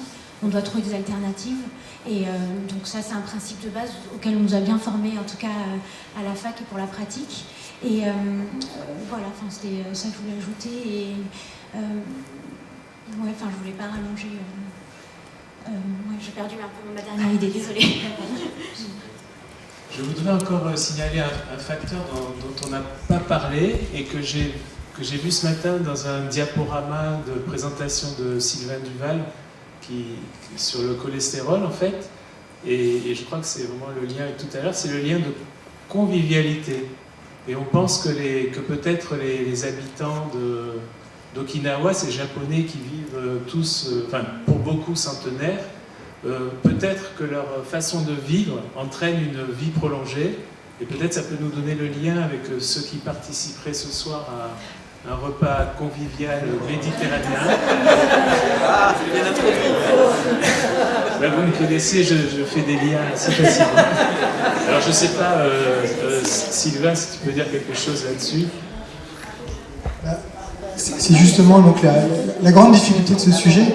Donc moi je le répète, si je suis arrivé dans ce sujet, c'est parce qu'en fait au départ je doutais, parce que quand j'ai fait mes études de BTS, que je n'ai pas obtenu, je le répète souvent, j'ai fait un stage obligatoire chez Thierry Soucard, donc l'éditeur indépendant, qui est à côté de Montpellier, à Vergès, donc à moi avec lui, et c'est là où j'ai appris plein de choses, où j'ai appris finalement à douter, à cultiver le doute, parce qu'au départ c'était en opposition avec ce que j'apprenais. Mais au final, au début, j'étais en colère. Je me disais, mais comment il peut raconter des bêtises sur Michel Delorgerie, sur le cholestérol, n'importe quoi. Donc au début, j'ai lu ses livres de manière un peu vindicative et voulant absolument prouver qu'il avait tort. Mais 5 ans plus tard, une fois que j'avais tout lu, ce qui existait dans la littérature, les différents auteurs, en fait, quand j'ai fait le film avec Anne Georget, c'était Michel Delorgerie qui lui avait parlé de moi. Et en fait, je connaissais déjà les différents intervenants parce que je les avais rencontrés lors de mes lectures. Jeremy Green, par exemple, il n'est pas présenté dans le film, mais il a écrit un livre qui s'appelle Prescribing by Numbers. Il cite les 3 exemples, le diabète, l'hypertension et le cholestérol, qui sont 3 exemples de maladies qui sont résumées par un chiffre, en fait. Madame Colomb aussi, celle qui a fait les études là, sur les cas cliniques, donc, dont la personne qui avait 180 tuiles, je l'avais lu aussi. Enfin, en bref, elle s'est rendue compte, en fait, en discutant avec moi avant de faire le film, que on dit épuiser la littérature, c'est qu'en fait, quand vous faites préparer une thèse, au bout d'un moment, vous vous rendez compte que quand quelqu'un vous parle d'un auteur, vous l'avez déjà lu parce que vous avez épuisé le domaine. Et ça avait été mon cas. Ça date déjà ça date d'un peu, donc maintenant c'est un peu moins frais dans la mémoire, mais là, le documentaire l'a remis un petit peu dans ma mémoire. Mais au final, cette controverse-là, quand je l'ai découverte après, quand j'ai approfondi, je me suis rendu compte qu'il y avait des livres sur Cholesterol Conspiracy qui dataient de 1980, juste avant justement la conférence de consensus, parce qu'il y avait déjà des scientifiques qui étaient sur le terrain, qui voyaient, ils ont appelé ça Conspiracy parce que les Américains adorent les titres qui font vendre, etc. Mais évidemment, c'était pas un complot, c'était quelque chose, c'était une machine impossible à arrêter, et ils essayaient par leurs différents... si vous regardez les articles à cette époque, il y a plein de scientifiques qui vous disent attention, alerte, on est en train de partir sur du n'importe quoi, c'est la mauvaise voie, et c'est une voie unique, il n'y a pas d'autre voie en fait. Ceux qui vont choisir l'autre voie seront écartés en fait, ou seront écrasés par le bulldozer du cholestérol, de cette National Cholesterol Education Program, NCEP, etc. Il y a une machine qui s'est mise en route. Et cette NCEP, elle était à la fois gouvernement et intérêt privé. Et ça, j'en fais le lien parce que dans le livre de Stéphane Aurel et dans le livre de Jérémy Anso, qui est le dernier livre qui est paru chez Thierry Soucard sur santé, mensonge et toujours propagande, parce que Thierry Soucard avait fait santé, mensonge et propagande, Et là, en 2018, il y a un livre qui vient de sortir. Et c'est pour l'INPES, vous savez, le PLNS, le Manger Bouger. Ce INPES, en fait, au départ, a été créé aussi par les industriels, industriels plus gouvernement. Et il n'a rien fait. Les 3 PLNS, donc c'est le Programme Nutrition Nationale de Santé, ont tous échoué à remplir les objectifs qu'ils se sont fixés. Et ce que je voulais dire, c'est ça, c'est quand l'industrie se mêle d'un programme de santé publique, en général, il n'y a pas grand-chose qui en sort derrière. C'est malheureusement ce qu'on observe. C'est pas du complotisme, c'est pas dire que c'est des méchants. C'est juste pour dire que si des projets qui se veulent bienveillants au départ associent les industriels, au final, après il y a des autocensures, il y a des pressions, il y a des choses qui se passent. Et ça, justement, le 10 janvier, j'étais à la Haute École des Sciences Sociales à Paris, parce qu'il y a un séminaire sur les conflits d'intérêts, et justement l'intervenante fait sa thèse là-dessus, sur le PNLS. Donc, elle s'appelle Camille Boubal, si vous voulez aller la voir, sa thèse. Et donc c'était très intéressant. Donc c'est pour vous dire que tout ça c'est étudié en fait, et c'est très étudié. Et quand le doyen dit non, les médecins ne sont pas sensibles aux prescriptions, enfin en fait ce qu'il dit ne correspond pas à ce que la sociologie et la psychologie observent, et dans de nombreuses études. Donc c'est même factuellement prouvé qu'on peut influencer les médecins par les petits cadeaux. C'est pour ça, d'où ce concept d'invulnérabilité. Et le livre de Stéphane Aurel, dernière chose que je voulais dire, c'est qu'il ne montre pas que ces gens-là, c'est des pourris, que les gens qui travaillent avec l'industrie sont des pourris.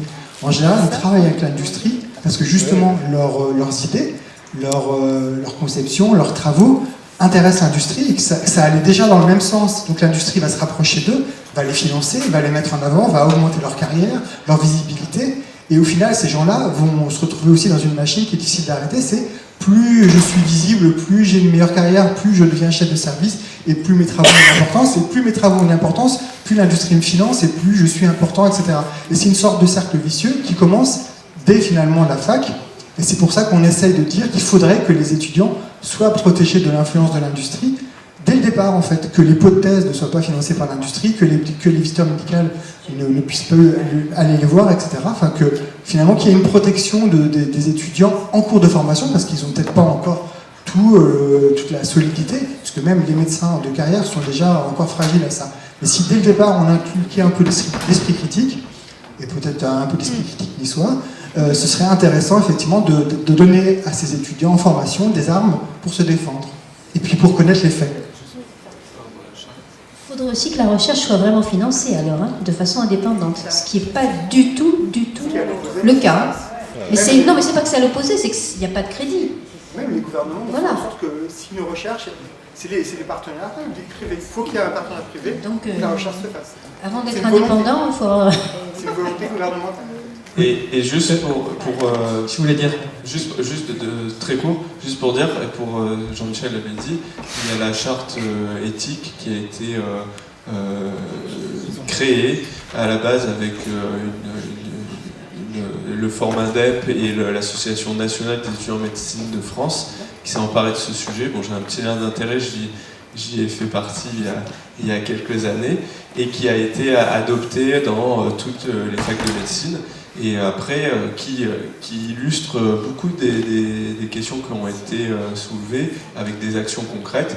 Maintenant, ce qu'il faut passer, c'est de passer de la parole aux actes, et il faut tout faire pour qu'elles puissent être appliquées en pratique dans tous les lieux de formation, avec les étudiants, les internes, et aussi les pratiques de recherche. Donc il y a un guide, il y a des axes, maintenant il faut le faire, et effectivement ça soulève aussi d'autres problèmes organisationnels, comme ça a été dit, financiers, mais on peut avoir aussi un peu d'optimisme dans ce sujet-là. Je voudrais juste, dans le film et dans le discours général qu'il y a ici, j'ai l'impression qu'il y a quand même une faille logique. C'est-à-dire, disent tous, le cholestérol, je ne sais pas combien j'en ai, je m'en fiche. Mais en même temps, ils disent, ah mais il faut avoir un régime méditerranéen, faire du sport, tout ça. C'est-à-dire qu'il y a, à la fois, il y a de dire, on s'en fiche, le niveau du cholestérol dans le sang, c'est pas important, mais en même temps, on invite à des pratiques qui sont quand même censées le mettre en meilleur état. Donc il y a quelque chose que je ne comprends pas là. Alors la faille logique, effectivement, elle me demande l'explication, c'est qu'en fait, comme disait Michel Delorgerie, par exemple, dans l'étude de Lyon, qui a été faite, les gens qui allaient mieux, qui avaient 30% d'accidents cardiovasculaires en moins, avaient le même cholestérol que l'autre groupe. C'est ça qu'en fait, le mode de vie le mode de vie est protecteur, mais le mode de vie n'est pas protecteur parce qu'il fait bouger le cholestérol. C'est justement là la faille logique. C'est qu'il y a même les Américains qui ont dit « mais on ne comprend pas ton étude, Michel. Les gens, ils vont mieux, mais ils ont le même cholestérol, donc c'est pas logique, tu as dû te tromper dans tes chiffres. » La faille logique, elle est là, en fait. C'est que c'est le mode de vie qui est protecteur, et si le cholestérol change pendant ce mode de vie ou pas, on s'en fout, en fait. C'est le mode de vie qui est important. Donc, on répète, le mode de vie, c'est faire attention à ne pas subir la pollution, son alimentation, son activité physique et son état psychologique, une absence de stress et une harmonie corps-esprit. Pas de tabac, c'est une pollution. Le tabac, c'est le premier cas de pollution. D'ailleurs, je vous invite à lire le livre de Proctor, Golden Holocaust, comment les marchands de tabac ont tué des milliards de personnes sur la Terre pendant un siècle, quoi. Et en fait, toutes les stratégies du tabac sont depuis reprises par les autres industriels, que ce soit dans l'alimentation, les pesticides, la pharmacologie, puisqu'ils ont montré la voie, comment on pouvait, à partir du moment où un risque était connu, le retarder le plus possible. Et ça, le livre de Stéphane Aurel est vraiment très très intéressant sur ce sujet-là. Que la prévention secondaire de la récidive d'infarctus par les statines ne passe pas par les cholestérols et passe par un mécanisme aujourd'hui inconnu. Voilà. C'est la magie. J'avais une petite question après le documentaire, puisqu'ils font le parallèle entre l'augmentation d'incidence des cas de diabète en parallèle avec la prise de statine. Donc je ne sais pas si c'est la toxicité pure des statines qui déclencherait le diabète de type 2, ou bien si c'est parce que les gens font trop attention aux graisses qu'ils ingèrent et qu'ils compensent en mangeant trop de sucre rapide. Donc ça, ils n'en parlent pas. Alors est-ce qu'il n'y a pas justement une négligence de la famille des glucides au profit des statines et du cholestérol forcément, et l'effet secondaire à long terme, ce serait l'incidence du diabète qui augmente? Exactement, il a été dit que l'épidémie d'obésité aux États-Unis était liée à cette peur du gras. Exactement. Merci.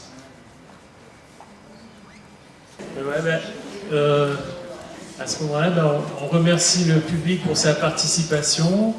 On remercie Sylvain qui est venu de Paris pour son intervention et pour sa participation dans le film. Et puis, on vous donne, donc, je crois qu'il reste quelques places pour le repas créatif de ce soir, mais peut-être pas. Ah, il n'y en a plus.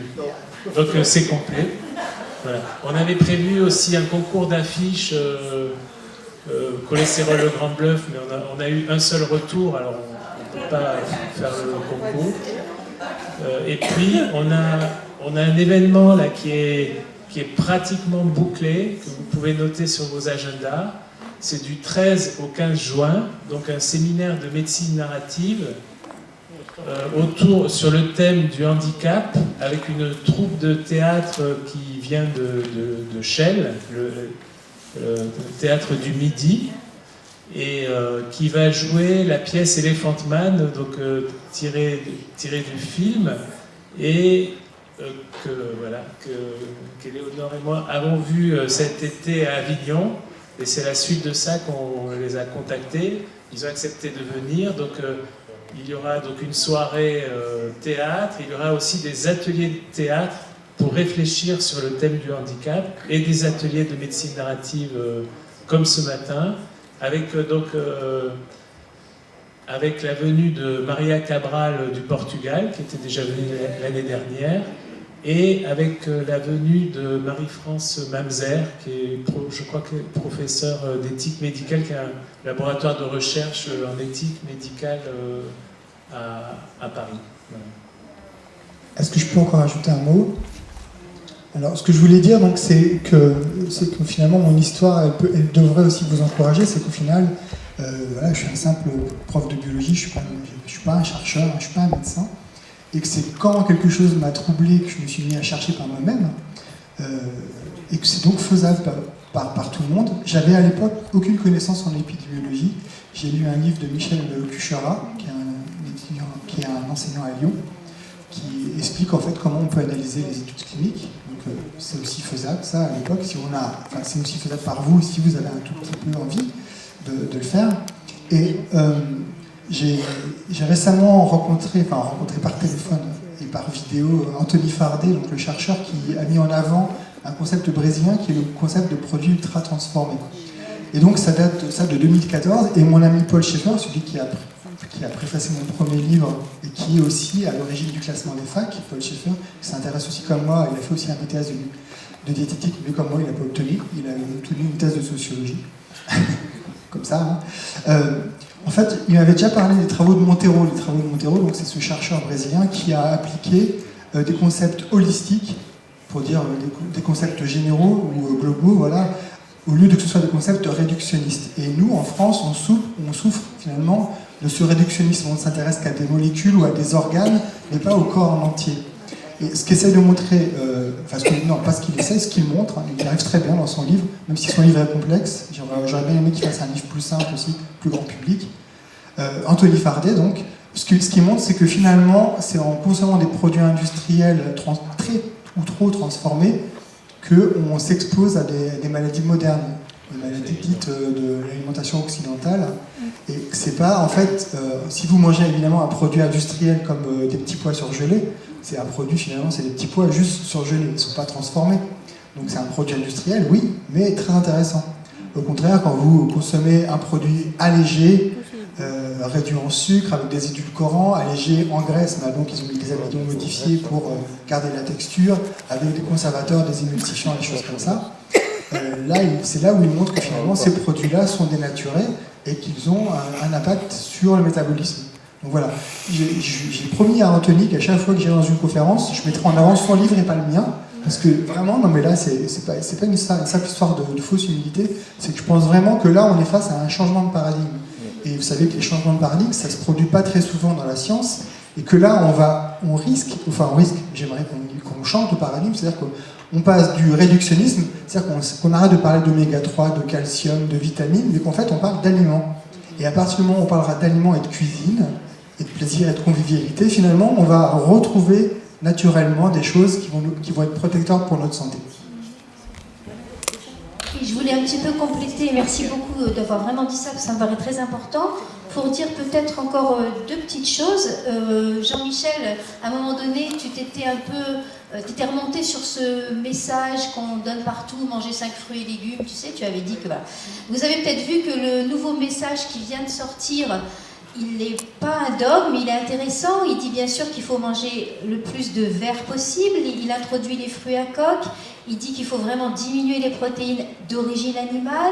Donc c'est vraiment des choses qui me paraissent relativement intéressantes. Et comme on n'a pas énormément parlé quand même d'alimentation, je voulais conclure avec, en reprenant ce que vous avez dit, qu'au niveau citoyen et au niveau médical, on a essayé de mettre en place au CHU de Nice un projet qu'on appelle Jeudi Vert, mais qui est un projet qui propose à tous les individus, qu'ils soient dans les collectivités où on va les démarcher, ou qu'ils soient des citoyens lambda comme vous et moi, le jeudi, de ne prendre aucun produit d'origine animale et aucun produit ultra transformé, les fameux aliments ultra transformés. Et en fait, si on veut oublier un peu toutes des directives très compliquées de qu'est-ce qu'on doit manger, qu'est-ce qu'on ne doit pas manger, se borner au fait que ce soit vert, varié et vrai, c'est-à-dire pas industriel, ça suffit pour avoir une alimentation qui a priori pourrait garantir déjà une bonne prévention par rapport à beaucoup de maladies chroniques. Voilà, donc à l'hôpital, c'est en place depuis mars 2018, et on a mis aussi en place quelque chose qui est important, on a recruté quelqu'un qui fait le DU de chef de projet en alimentation durable, de façon à ce qu'au CHU, on puisse faire un diagnostic de la façon dont on nourrit non seulement les patients, mais les médecins, et qu'on puisse leur apporter une alimentation différente en réfléchissant ensemble à comment modifier les filières pour que ce soit du local, un peu plus de bio, un peu moins d'animal, un peu moins de ceci, un peu moins de cela. Voilà, c'est ce que je voulais dire. Oui, je voulais juste rebondir sur les produits en parlant de produits de saison, parce que ça me semble aussi très important. C'est très important, absolument. L'INSERM a déjà lancé ce type de projet, c'est Que mangez-vous lundi? Et Excusez-moi, mais Jeudi Vert, ça fait 3 ans que ça dure. C'est vrai. Et Lundi Vert, ça vient de sortir. Ils nous ont interrogés justement là-dessus. Et le Lundi Vert, c'est quelque chose qui veut ne pas manger de chair animale. Viande, poisson, le lundi. C'est ça le but du projet, qui est déjà très très louable.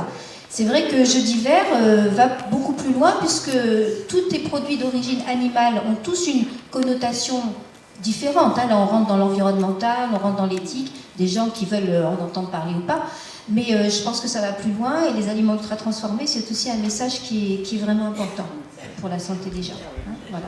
Je voulais rajouter aussi que cette version citoyenne, la Maison de la médecine et de la culture, donc, depuis maintenant 1 an et demi, il y a une version universitaire qui s'appelle Diplôme universitaire de l'art du soin en partenariat avec le patient, et où sont ensemble à la fois dans l'équipe pédagogique et chez les étudiants, des professionnels de santé, des étudiants en santé, des patients et des proches, et qu'hier, donc on a fait aussi, en correspondance, on a fait une séance sur la réflexion critique, et on a revu les éléments de notre dernière séance sur la mammographie de dépistage, et donc vous pouvez aussi travailler par vous-même ce sujet qu'on avait abordé la dernière fois, et je dirais que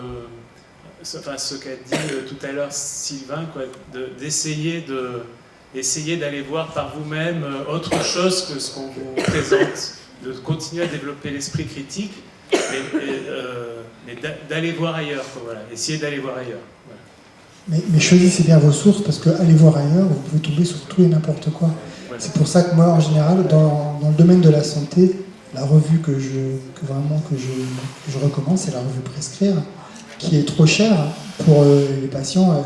L'abonnement, je ne sais plus si c'est pas 600 € par an. C'est réservé pour les médecins, c'est une revue médicale très très pointue.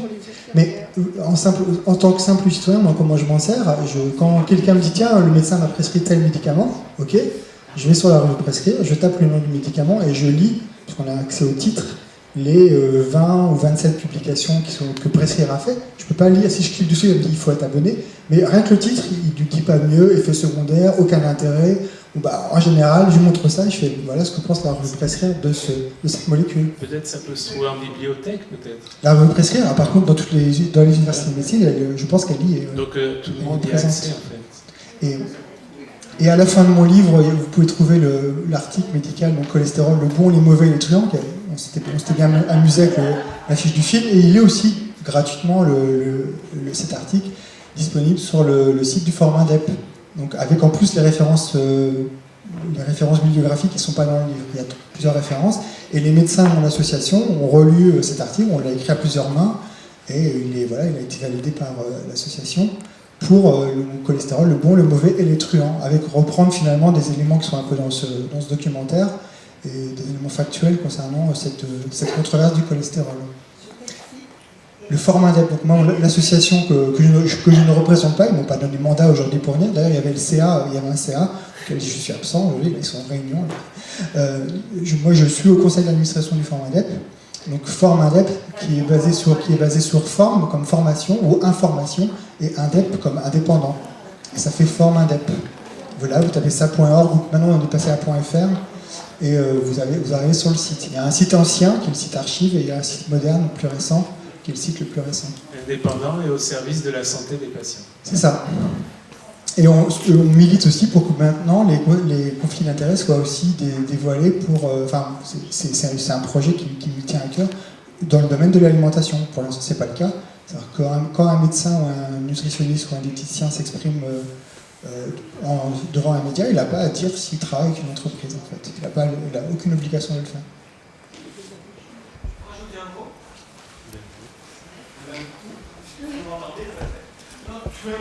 M'est venu à l'idée que sans doute l'instrument... Oui, m'est venu à l'idée que l'instrument le plus pervers concernant la complexité du débat, c'était les bulletins d'analyse qu'on recevait des laboratoires, où il était inscrit des cases dans lesquelles il fallait se coller. Les normes. Et que donc, dès qu'on reçoit ça, automatiquement, on est indiqué dans telle catégorie. Et que ça, effectivement, c'est un élément, je trouve, de contamination mentale qui est extrêmement fort. Sylvain en a parlé, là, c'est prescription par les chiffres, prescription de la médecine par les chiffres, donc attention, aller vers la complexité et la singularité. Et d'ailleurs, ce matin, on a même parlé de la ROSP, qui est cette obligation finalement que les médecins prescrivent certaines pratiques, que parfois, donc, dans mon association, le dépistage de la mammographie obligatoire, le dépistage de la prostate, enfin, le BSA, enfin, il y a différentes choses comme ça qu'on voudrait maintenant, puisque ça rapporte de l'argent, on voudrait que la mammographie se fasse de plus en plus tôt. Et justement, on se rend compte que c'est là factuellement, j'en ai parlé aussi ce matin, c'était pour la revue, la BD qu'on est en train de traduire, Dr G. Et il y a des informations auxquelles le public n'a pas encore accès. Il y a des informations que si les femmes en fait, avaient toutes les informations concernant telle ou telle pratique, elles pourraient enfin choisir, cette fois avec un consentement éclairé. Mais tant que ces informations-là ne sont pas présentes, le consentement n'est pas éclairé en fait. C'est plutôt, vous docteur, vous feriez quoi? Ou alors, faisons-le, puisque ce dépistage va sauver des vies, par exemple. On finalement, à simplifier trop le problème, parfois c'est là où on passe à côté de la bonne décision, puisqu'on n'a pas tous les éléments. Je voulais rajouter aussi que dans le documentaire, donc en 2003, l'émission France Inter, en fait, Martin Winkler a dénoncé les manipulations sur le cholestérol, sur les statines, et donc il a été immédiatement viré de l'émission. Et donc si vous allez sur son blog qui s'appelle l'École des soignants, vous allez pouvoir lire un article et puis vous vous ferez une idée. Alors ce qu'il dit, c'est qu'en fait, pendant toute votre vie, vous avez besoin uniquement à 2 examens de dépistage. Ça, vous pourrez rester sans faire aucun examen de toute votre vie, sauf 2 examens. Donc, chez la femme, c'est le dépistage du cancer du col par frottis entre 25 et 65 ans tous les 3 ans. Et chez l'homme et chez la femme, l'hémoculte entre 50 et 74 ans tous les 2 ans. Et pour Martin Winkler, tout le reste est superflu. Quand même le sein.